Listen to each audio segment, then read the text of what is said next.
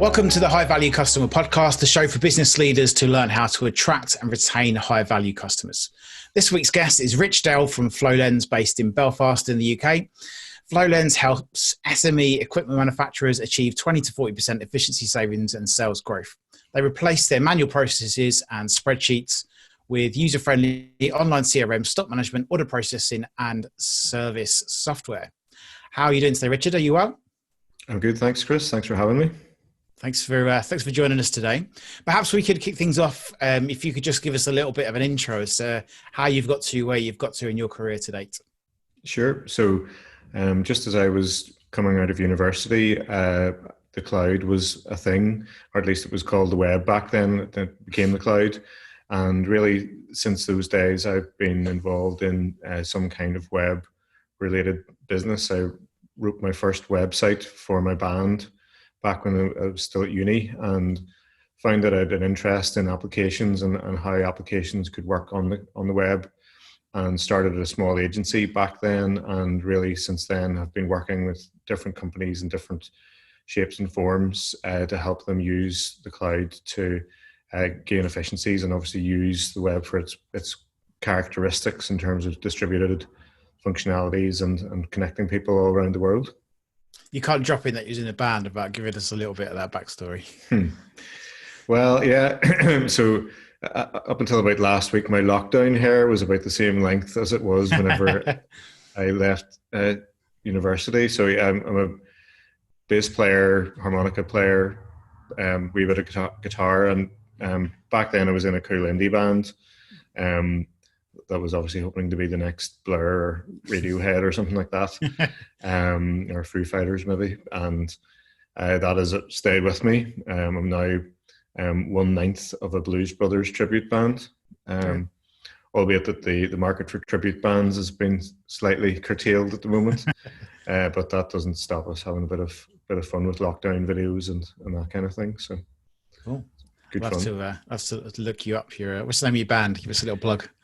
We're called the Boxcar Blues Brothers.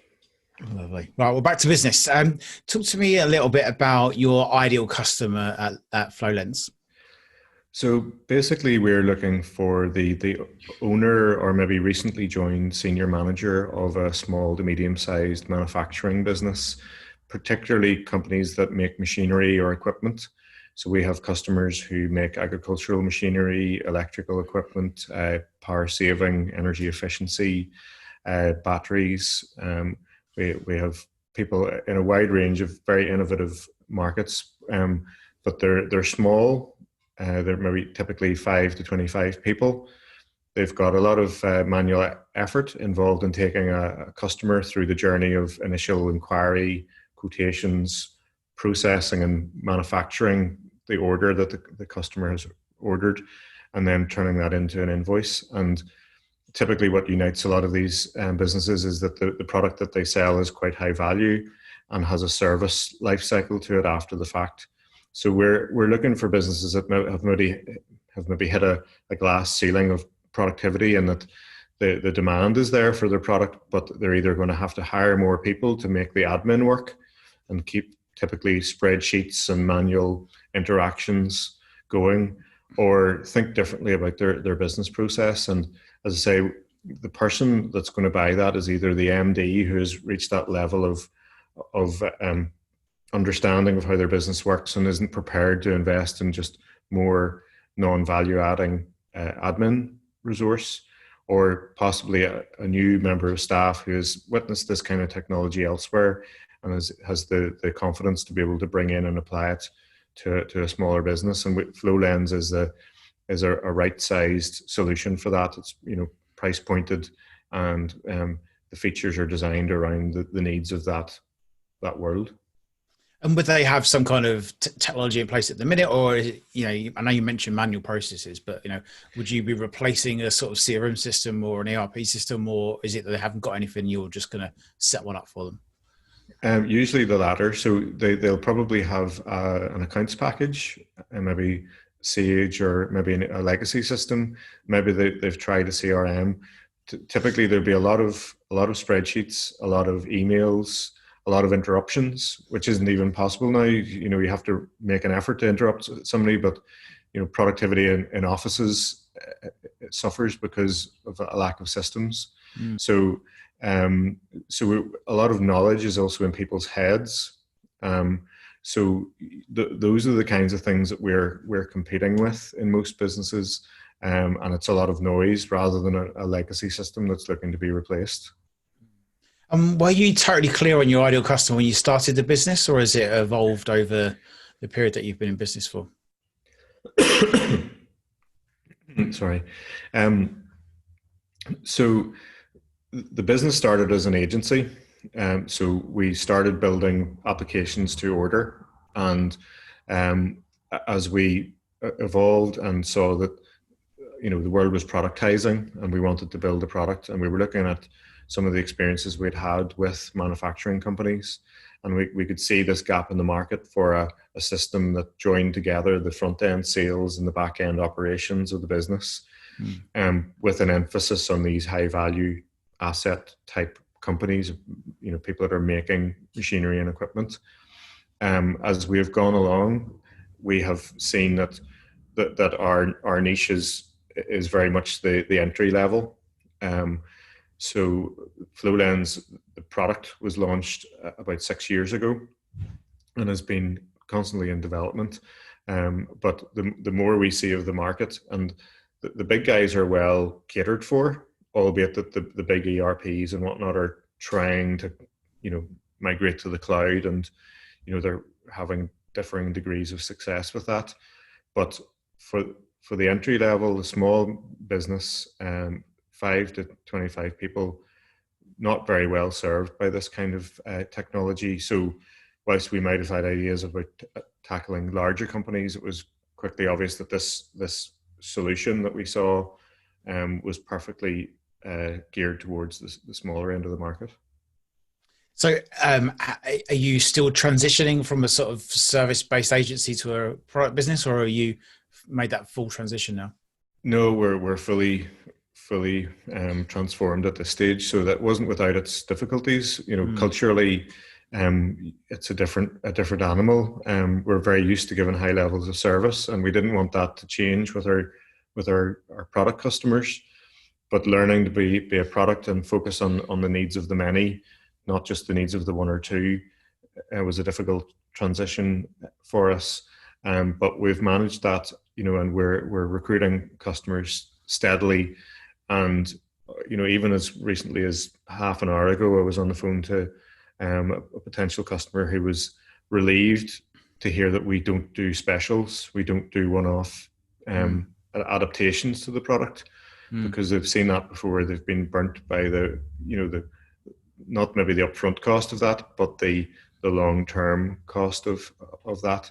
So no, we make it our mission to make Flowlens as adaptable as possible to customers' needs, rather than servicing individual I think it's a very interesting journey that a lot of businesses that I'm talking to are going on. They're kind of moving from a service-based business to a product business. What were the key reasons as to why you transitioned from one to the other?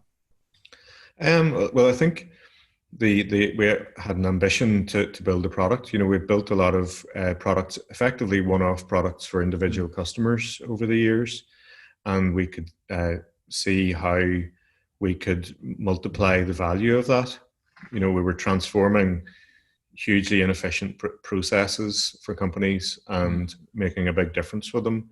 But it was an ambition of ours to do that on a wider scale, particularly at a time when the web was and cloud technologies becoming much more accepted.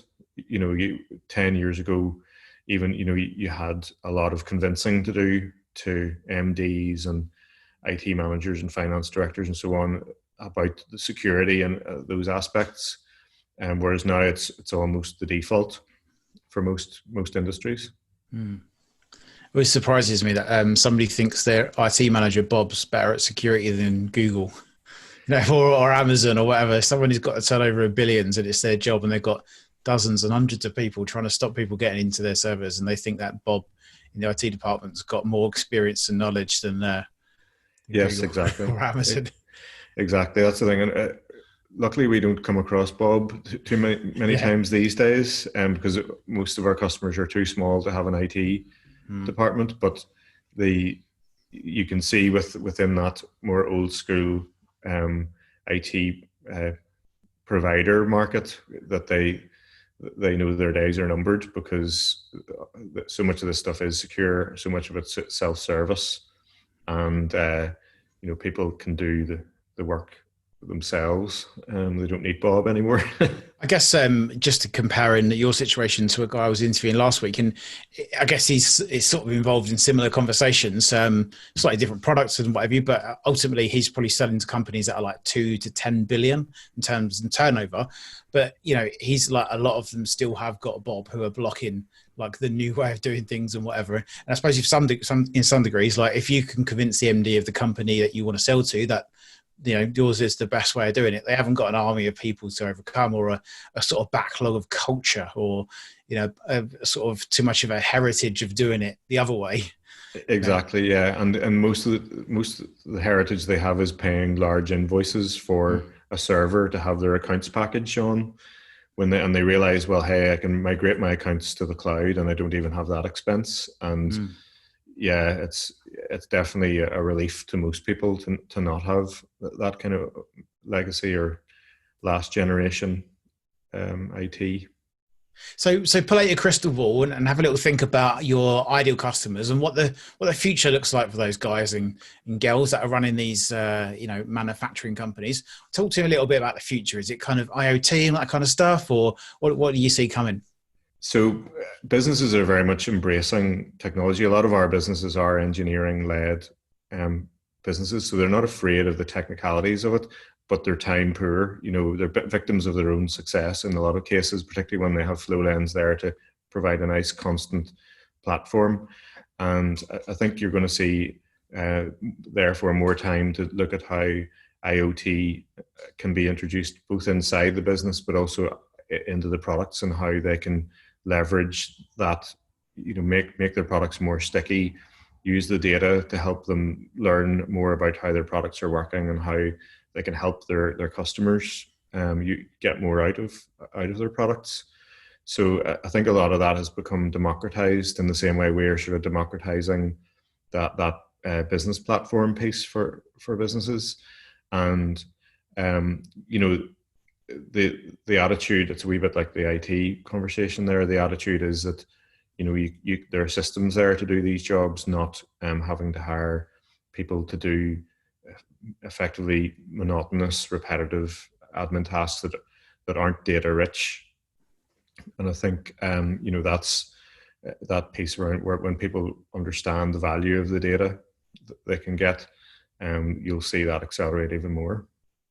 I used to work for a large manufacturer of machinery, and they used to make like really bloody expensive lawnmowers for like the golf courses and whatnot of the world. And they started to look into like having apps that manage the fleet of lawnmowers, and so that if you're the course manager of Gleneagles or whatever, they're providing sort of IT services really on top of machinery. And I guess that's the kind of future that you're looking to sort of talk to people about.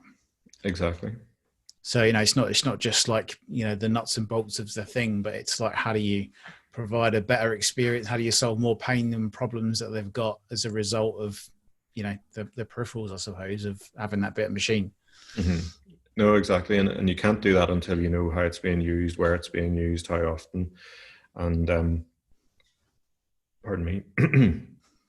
Sorry, yeah, you can't do that until you know where it's being used, how it's being used, and have the capacity to do something about it. And yeah, bigger companies can afford R&D teams to be able to do that kind of thing, whereas a lot of the cloud technologies today are much more accessible. So are you currently able to sort of tap into sensors and stuff on the machines, or is that something you're looking to do in the future? That would be down the line for us. I mean, the asset, whatever it is, a machine, a piece of equipment, is there as a record in our system. And the idea is that customers in the future we'll be able to feed further data into that via an API or whatever, or maybe populate another system from our system, because we're great believers in, being good at or sticking to your knitting, but being interoperable. So in a bit like Xero and QuickBooks, for example, we partner with them in terms of API connections. We don't have our own accounts module. Whereas if you go to the bigger guys, the Microsoft suites and whatnot, and SAP's medium-sized business offering, it'll have a built-in tool for all of these things. And so you're kind of stuck with it. Whereas our attitude is, well, we want to be good at what we do with the business processes, and then let other systems get data from Flowlens and vice versa. So you can create a patchwork. And that means that possibly someday people might grow out of Flowlens. But there's hopefully not, but hopefully we'll grow with them. But there's that ability then to say, well, there's another system that we can plug that in instead. So I think that's where we see things going, both in terms of the industry, but where our product will take people. So talk to me a little bit about how your company fits in with the future that you just described. Like, what are the things that you're looking to do or change, or what can you facilitate in terms of change and things within your ideal customers?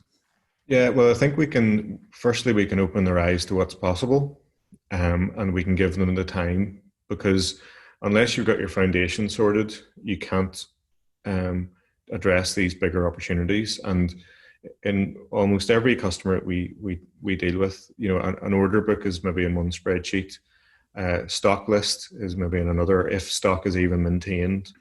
Purchase ordering is done ad hoc, or they're buying components in that they don't need, or they're forgetting to buy components that are needed to ship a machine tomorrow.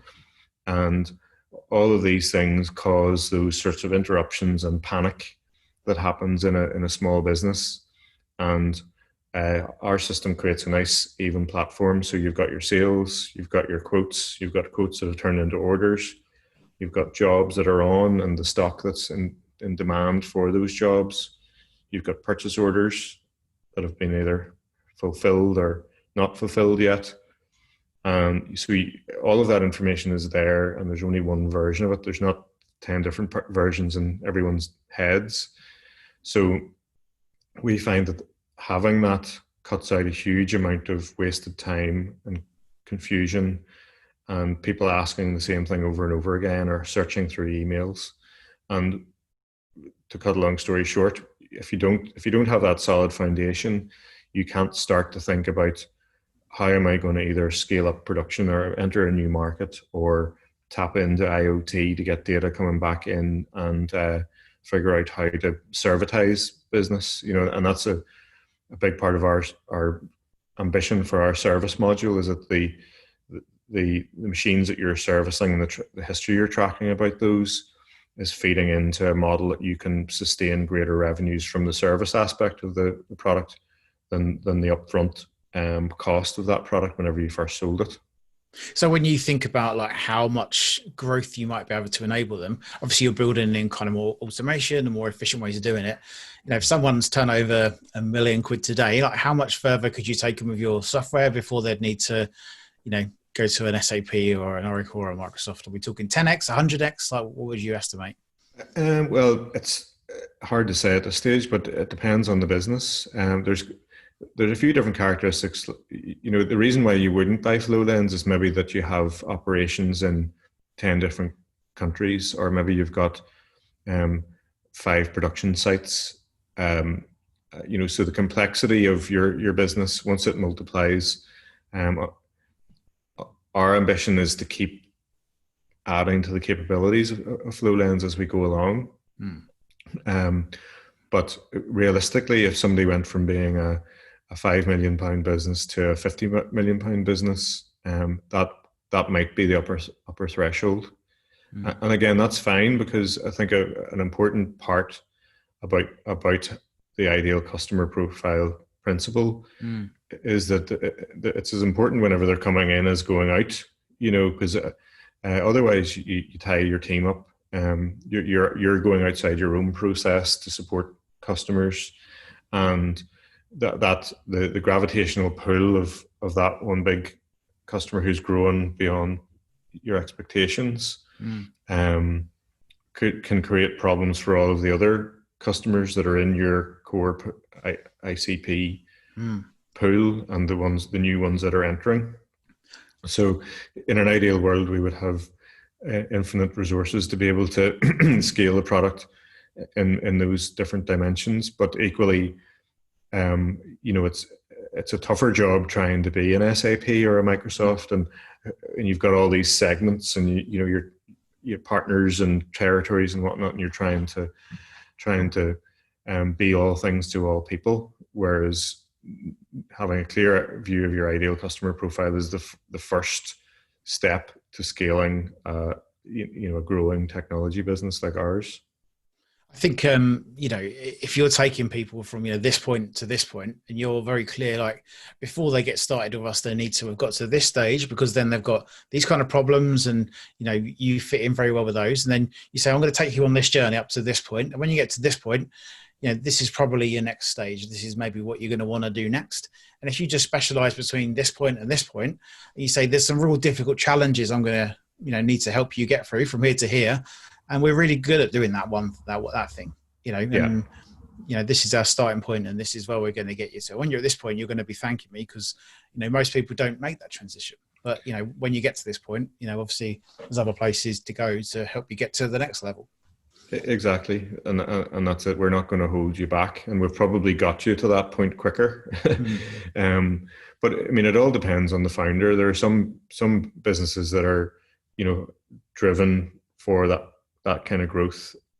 There are some that they just hit the market at the right time with the right product, and the growth just takes off itself. And then there are others that are really innovative, really successful, but they also know what they want out of life, from a work-life balance, and that they're happy with the size of their business as it is, or up to a certain point.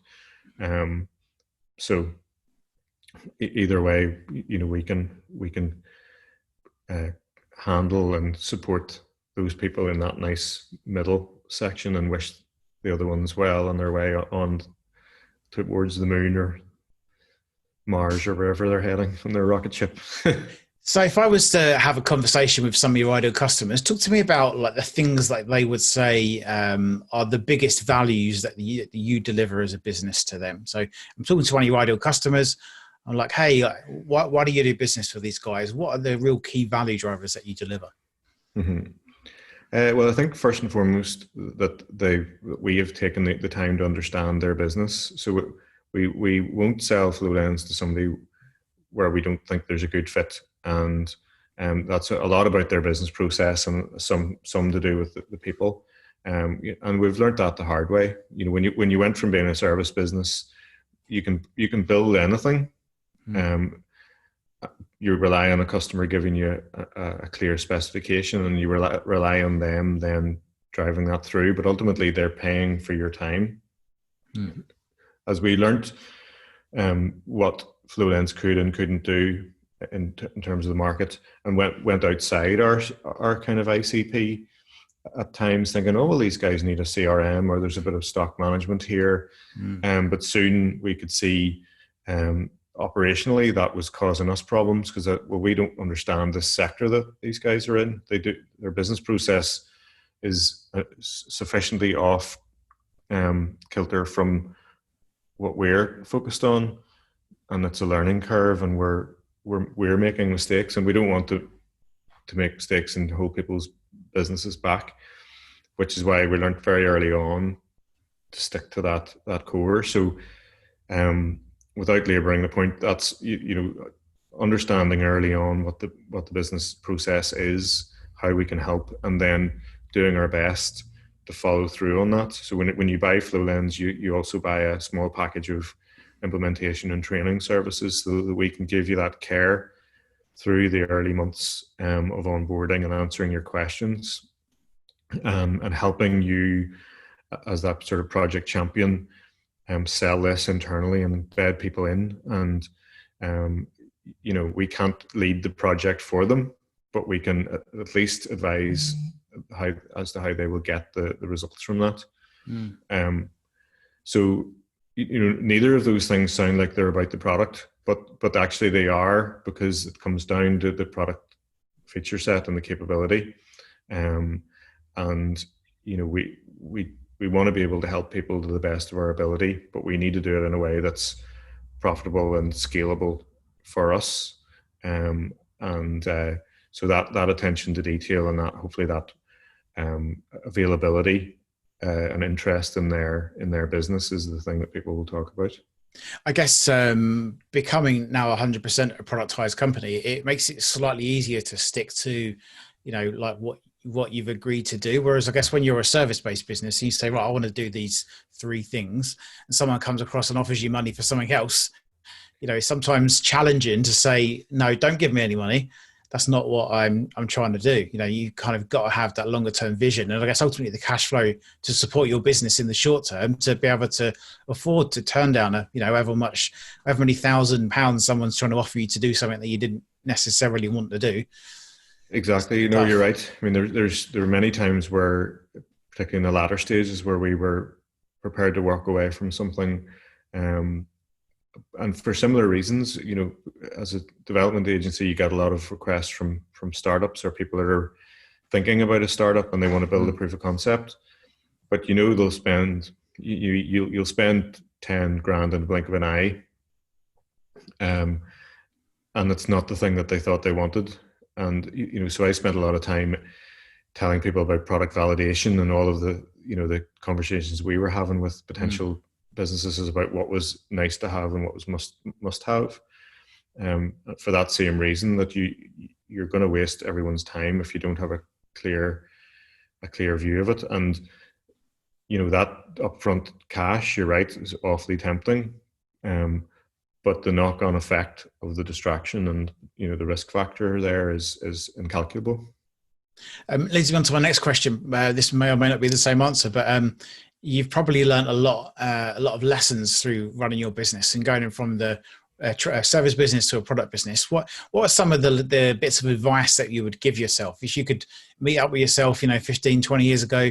What would you be telling yourself that you would perhaps do differently? What are the real kind of insights you would give yourself? Well, I think I would say go into product now, don't wait another 10 years. Would have been one of them. And talk to more people. We were lucky in that in Northern Ireland, where we're based, there's quite a lot of engineering led businesses, but there's even more outside Northern Ireland, and talking to more people and getting more perspectives early on would be or is valuable. And you can never validate your assumptions fully, but you can always have more conversations to really truly understand if what you're doing is a real thing, or just a fanciful idea, or even just a feature. You haven't come up with a product idea, you've come up with a good feature, but it's insufficient. And again, that comes down to your ICP. Having a ruthless view of your ideal customer profile allows you to keep your team focused as well as yourself, and it allows you to make decisions about what's in and what's out, and have honest conversations with people. And that would be the other point is, don't be afraid to be honest and say no, because people have been burnt by software. People have spent money on bespoke software and not got what they expected, so on and so forth. So there's been enough experience out there to know how these things can go wrong. So, being clear about this is what it does today, this is our roadmap for the next 12 months, and having a clear view of that. So I think those would be the main things. And it's, it all comes back to knowing who your customer is, and getting the information to make a judgment about, is this a a market that's big enough and that I'm interested in throwing myself into for the next 10, 20 years. How close to your minimum viable product was you before you chose to go down the product route? Like, was your minimum viable product something which already had existed in the world because you built it for somebody already, or did you have a kind of idea and then you went off and built it, then tried to validate it? Like, what did you kind of do first? It was more the former. So we because of the experience we'd had with several customers, and we were kind of espousing this notion of a joined up platform. So don't, people come to you because they've got one problem, and had one customer who had 4 different versions of the same customer database and 4 legacy systems. So we were like, well, put that in the center of your business and then use it for different services. And we were fortunate to be able to deploy that for quite a large global company. So it was more the case that we were able to develop these ideas, yes, on a bespoke basis with a couple of key customers, but then turn that into a feature set and test with its viability as a minimum viable product, and get to the point where it actually did enough of the essentials that people would part with their cash for it. And how tough was it to generate your first sale for that minimum viable product? Like, did it take you long or not? Yeah, it's a good question. It probably took us about 6 months of negotiation. Now, a lot of our sales today could still take 6 months. If you think about the impact a system like this could have on your business, even if it now only costs you 300 or 400 quid a month. Back then we were doing enterprise sales, so people were also investing 10, 20, 30k in this. So it took us that period of time, but we did have the ability to point to our existing references to say, there you go. And then, we had the product to show. Not that we didn't have a lot of work to do to keep, building that out and making it viable. So talk to me a little bit about your plans for the future of the business. Like, obviously you only share whatever you're happy to have in the public domain, no trade secrets or anything, but what would you say the future of your company looks like? Mm-hmm. Well, I think, it's continued steady growth is our main objective, based around our ideal customer profile and their evolving needs. So as we've got more and more capability into the core of the product, and we're thinking more about interoperability and other platforms that people might want to talk to. So you'll see more of that coming down the line, enabling different kinds of business models that are emerging, particularly with the sort of COVID scenario and remote working and whatnot. And there's still a lot of headroom in the UK and Ireland market, but we recruited our first customer in Australia a couple of weeks ago, and with another inquiry from there today, actually. So there's other markets that we could serve, either potentially directly or through some sort of partnership model. But it's very much focused on ratcheting up our visibility to the market and the customer base. So thinking about how your business is going to scale, like what are the challenges that you foresee over the next few years that you're sort of anticipating needing to overcome? Like, where are the sticking points or the bottlenecks, and what are you doing to try and minimize their impacts? Are you thinking more internally or externally? Yeah, like just in terms of like as a service-based business, you might be thinking, well, we need to start productizing our business, but you've obviously done that bit. Like, where are the kind of sticking points? Is it like, developing the code quick enough, or is it kind of generating enough new opportunities, or where are the kind of challenges for you? Well, I suppose there's challenges on the product side are really about what decisions do you make, what do you prioritize over.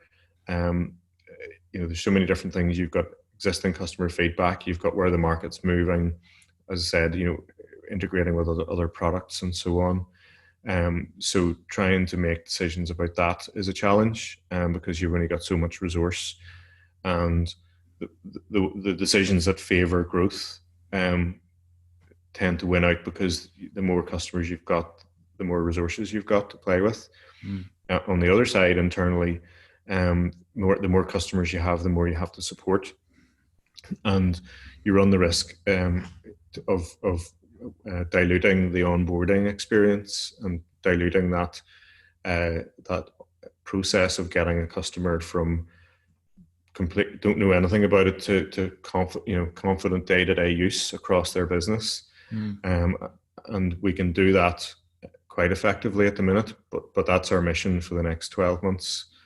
In fact, we just hired a new head of operations and customer success to own that role entirely, so that when we get to the point, hopefully with other external factors having settled down, and continued growth in inquiries and inbound or incoming customers, that we're able to give a better service than we are today without committing to a lot of additional resource. So I'm going to ponder you a fictitious question that hopefully you'll enjoy answering. So if I was to give you an extra 100 grand to invest in your business, something which you haven't convinced yourself to spend the money on just yet, but just something maybe that's just outside of that zone of affordability. If I gave you that extra resources and finance, what would you do to invest that 100 grand? I think I would invest it. It's effectively marketing, but it's education. Because there's still a lot of misunderstanding out there about what productivity is and what small changes can make to the effectiveness of your business.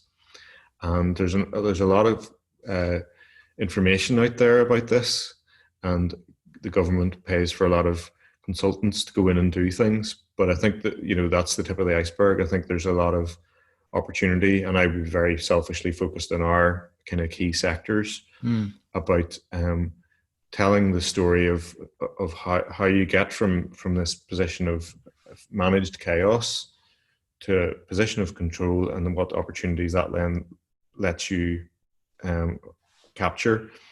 And there's there's a science to this, and there's a science to understanding how you can do that. And I think that story needs to be told, because there's huge amounts of untapped resource in the inefficiencies of our small to medium-sized enterprises. You mentioned the understanding or definition of what productivity is. Perhaps give me your best insight as to what you think your ideal customers think productivity is versus how you would define productivity. You mentioned at the start there was a lack of knowledge and understanding. How does the kind of two things compare? Like, what do they think it is, and what do you think it is? I think a lot of people look at their output. They're looking at how many machines am I getting out the door this month, without necessarily looking at the inputs, which is ironic, because again, there are a lot of engineering-led businesses, and they're looking at the inputs of maybe materials and whatnot. And a lot of the time, it's just a case of what's the burning problem, and the burning problem is, well, we've got 50 orders and we've only got slots to do 40. So, but then the work that's needed, you're probably doing 5 times the work to get those orders out the door, because you're not stepping back to look at the inputs throughout the business process, talking to individuals who are kind of gatekeepers, and we call them silos. Information living in silos, and Chinese whispers and misinterpretations and so on, that cause errors, that cause cost that's unnecessary and take up time. And then thinking about things, the impact on your team as well. People kind of thinking, I have to come into work today to copy information from that spreadsheet into this spreadsheet. That is somebody's job in a lot of cases. So it's just changing the perspective that people have about what it takes to get a machine out the door. And giving people the empowerment to be able to challenge how things are done in a business, rather than accepting that that's the way they've always been done. And in the best cases, you see leaders in businesses that are transformed. They're hungry for change. They're hungry for opportunities to improve how things are done, because they can see that they're empowered to do it. They've got more time as a consequence of reducing wasteful practices, and their business is more profitable. And in these times, it's just more sustainable. I forget where I see it, but the simplest definition of productivity was effectively taking whatever you have and converting it into whatever you want. So, whether it's time, people, raw materials, whatever, your ability to put it into some kind of machine or organization and take this input and convert it into output, like your efficiency at changing what you've got into what you want, is sort of the simplest way of. Well, the way I put it is, is the thing I'm doing value adding to my customer? So copying that information from that spreadsheet into that one, did that add value to the ultimate output for the customer, or actually detract from it? And if it detracted from it, it's a target for change. So that thing that you're creating was created in the most effective way possible. So I think I'm going to modify my one into changing you from whatever you've got into whatever adds value to the customer. The most efficient kind of way is probably a slightly improved version. I don't know where I got it from, but I'll change it on Wikipedia if it was from there. So just drawing to the end of our interview. So I've got a few quick fire questions. So let's kick off with your favorite business book. My favorite business book is, I was going to Start With Why, because it's probably the one I read most recently. But I'm going to go for the Purple Cow book by Seth Godin. Okay. It's one of the earliest books I remember reading, and, very much about positioning. And, positioning isn't a gimmick. It's a science in terms of how you really set yourself apart from customers, and understand and talk to the customers and have meaningful ways of doing that, not just hype and strap lines. Next question is your favorite quote. My favorite quote is a Northern Irish colloquialism, if that's the right word, or saying. It's I heard it on the radio years ago, and it's don't wonder how to do something, do it and wonder how you did it. Very good. Your favorite TED Talk.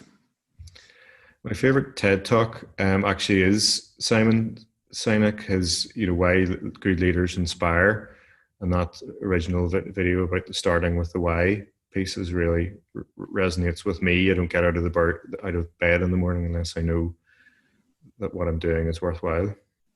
And what would you say your why is?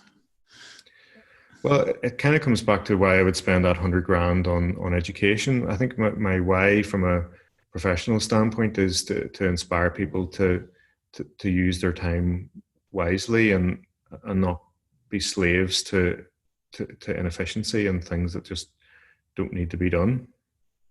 Good answer. You're very well prepared. I didn't tell you to prepare that one, so I'll give yourself an extra pat on the back for that one. So who's inspired you the most in business? There's no one person that's really inspired me. My dad or my parents ran a business. I come from a long line of business owners, so I probably was always destined to be the same. But I think, they're controversial figures, because the likes of Jeff Bezos and what he's done with Amazon is absolutely amazing, and how they've turned a necessity to have servers and data, whatnot, and turned that into a huge business. It's remarkable. On the counterpoint to that, how that's changing society, and the workers' kind of experience of that tells a different story. Similarly, Elon Musk, he's incredible, in terms of his dynamism around the SpaceX thing, the vision around Tesla. Tesla is a battery company that makes cars. Mm. And I suppose I'd love to have maybe just been growing up in that world. Culturally we're very different. So they're two sort of maybe Marmite characters, and I don't idolize either of them entirely, but I do find them both how they operate to be compelling viewing, let's say. So last of the quick fire questions is, dead or alive, who would you love to have as a mentor in your business? Well, probably Elon, I think, would be the short answer. I'm sure he'd probably have that $100,000 if you ever wanted it as well. Exactly. He's got a few more. A few extra zeros at the minute. Yeah. Yeah. So just drawing to the end of our interview. So is there anything that you'd like to share with our audience that I haven't already asked you? Just don't be afraid of experimenting with technology. It's not going to cost you tens of thousands of pounds. It's going to cost you some time. But if you understand how your business works and have mapped out your business processes, then that's a good starting point to be able to go and look at systems like ours or any other system out there and see, is this going to fit for our business? And quickly make a judgment call and talk to other businesses that have made the transition. It's not without its scars, and headaches. It's probably a fairer word, but it is worth it if you've got your own vision of where you want your business to be. Brilliant. Well, thanks very much for letting us interview today.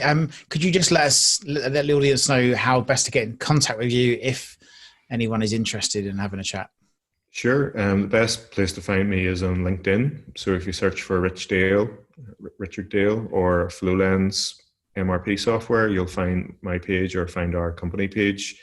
And obviously visit flowlens.com, and you can watch demos, case studies, book a trial of our software. Lovely.